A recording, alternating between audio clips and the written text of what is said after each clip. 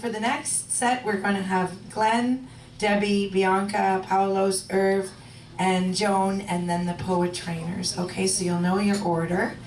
And we'll start right away with Glen Eker. We'll give it up for Glen Eker. Sorry? Did I? I thought it was second. Are you doing it?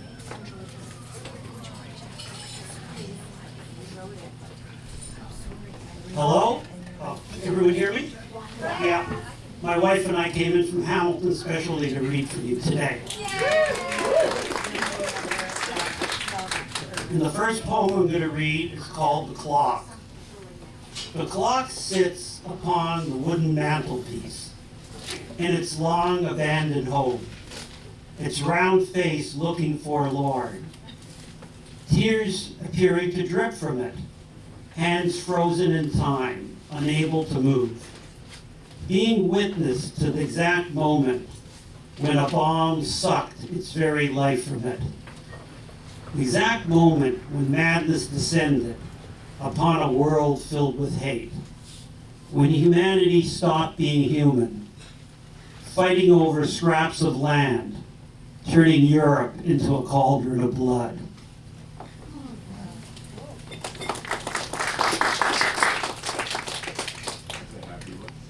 And the second poem is called Tunnel of Terror.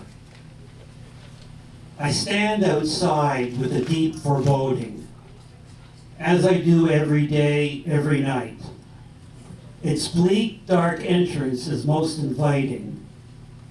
Do I dare cross the white line to enter? The white line that separates the human from the inhumane, the orderly state from the state of nature.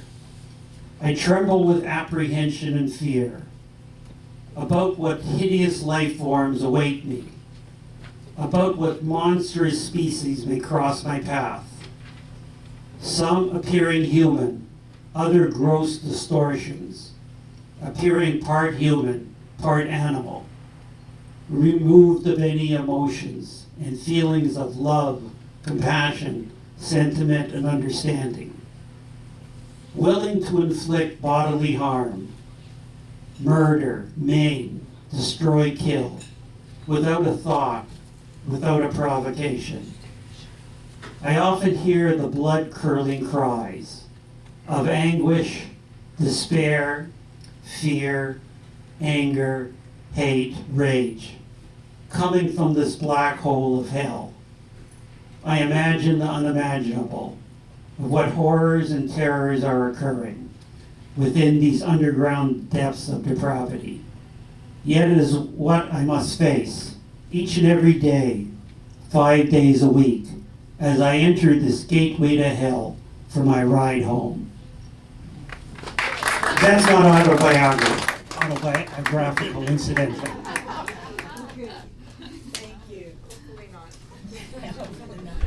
So for Valentine's Day, we have a husband and wife. So I'm going to invite up now Debbie Eker. Thank you.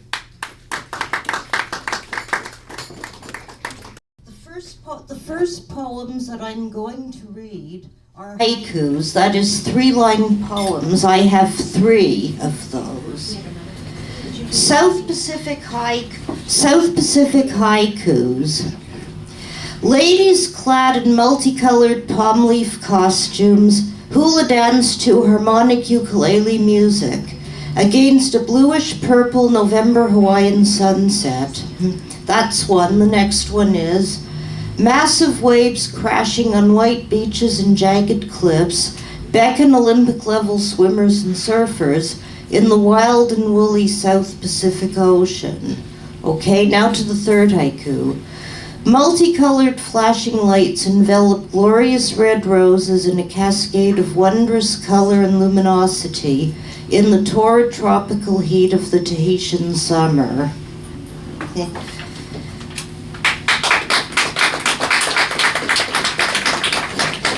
My second poem is The Boxers. They beat each other black and blue under the guise of entertaining you.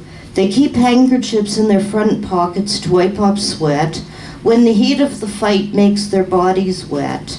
They wear sneakers to make moving easy, even as their fighting makes you queasy. Gloves they wear on their fists to protect their hands when they get hits. Everybody watching them is shouting, but if you do not like fighting, you feel like pouting. The referee controls their fight. To achieve victory, they hit each other with all their might. Newspaper reporters exhort each to victory so that they will be able to write an interesting story that will make history. For this fight will produce a story of two individuals in all their glory. The two boxers come from zoos. They are both boxing kangaroos. Thank you. I would like to bring Bianca. Bianca, it's hard to say your last name. So it's Lakoseljac? Is that close enough? Lakoseljac? Lakoseljac. Okay. I will read a poem from the anthology 50 plus poems for Gordon Lightfoot. I'm quite proud to be included in this anthology because there are some really very sort of respectable names. not that we're not respectable, but George Eliot Clark is in it, and of course a lot of other wonderful poets, Albert Moritz, Ron Sexsmith, Sherry Day Wilson. So I'm really honored to be included in this anthology. And my poem, which is dedicated, of course, to Gordon Lightfoot, is called Canvas of Our Thoughts.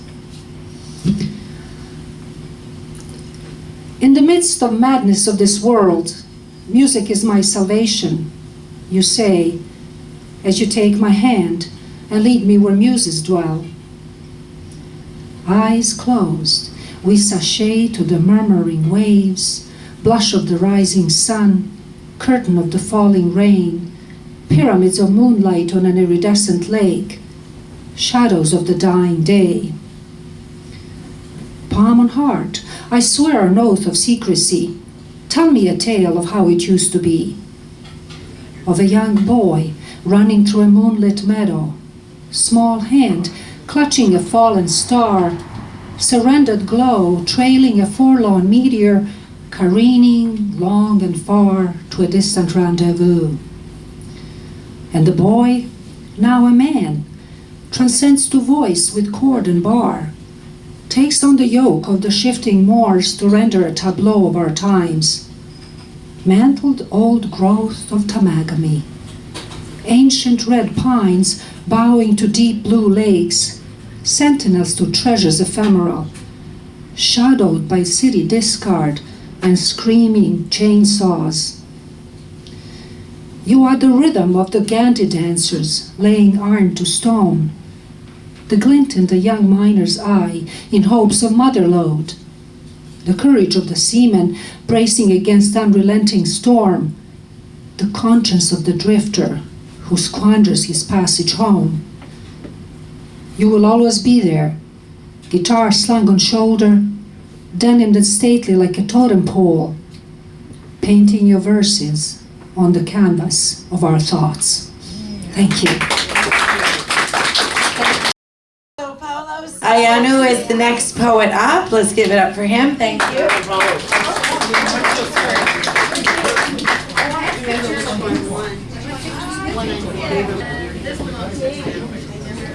Hello.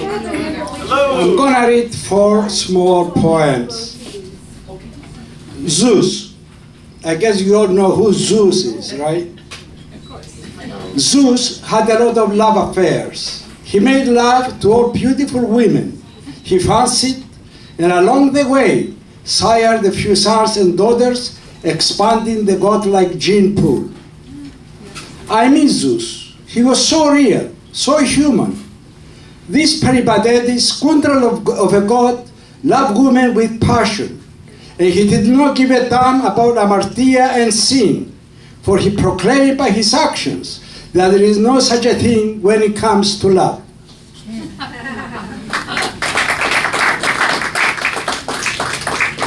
The second one is called Love. Your eyes into my eyes, and the journeys are eternal. Your hands into my hands, and the electricity is ours to share. The smile, the twinkle in the eye, the touch, the movement of the hips, the eternity of a kiss, love.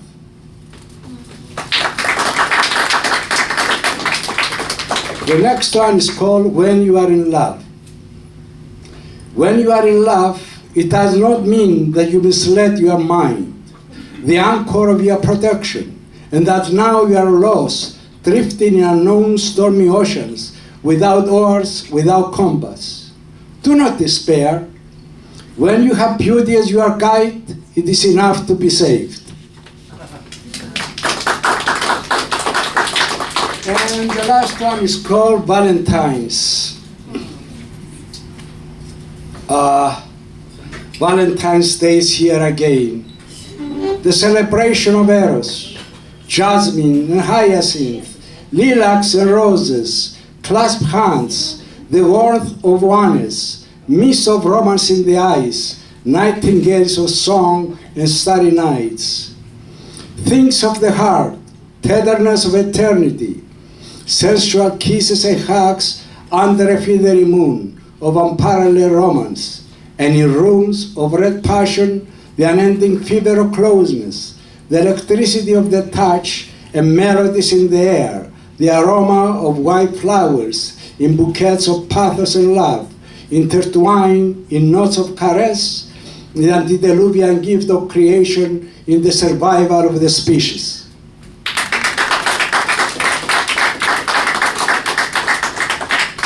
Thank you, and I thank everybody for keeping to the 2 minutes. I'm grateful. This is a sort of a special poet, Irv Kochman. This is his first reading, and I thought it would be lovely because we're such a warm Valentine audience. So let's give him a hand. Fantastic. Hello, everybody. For Valentine's Day, this is a Darwinian romance. We rose from the oceans according to Darwin. It reads like a novel, a romance from Harlequin.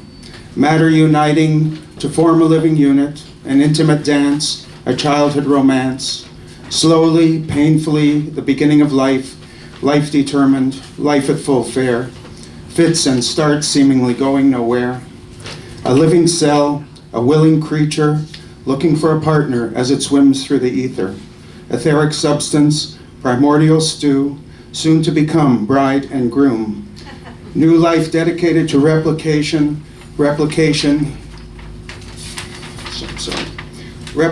destined to build a nation. A world of pure energy as atoms unite, creating new entities, forming new life. Was it coincidence, happening by chance, serendipitous adventure, consciousness advance? Out of pure energy, consciousness alive, creating instructions, beginning our lives, time and chance, nature's romance. Thank you.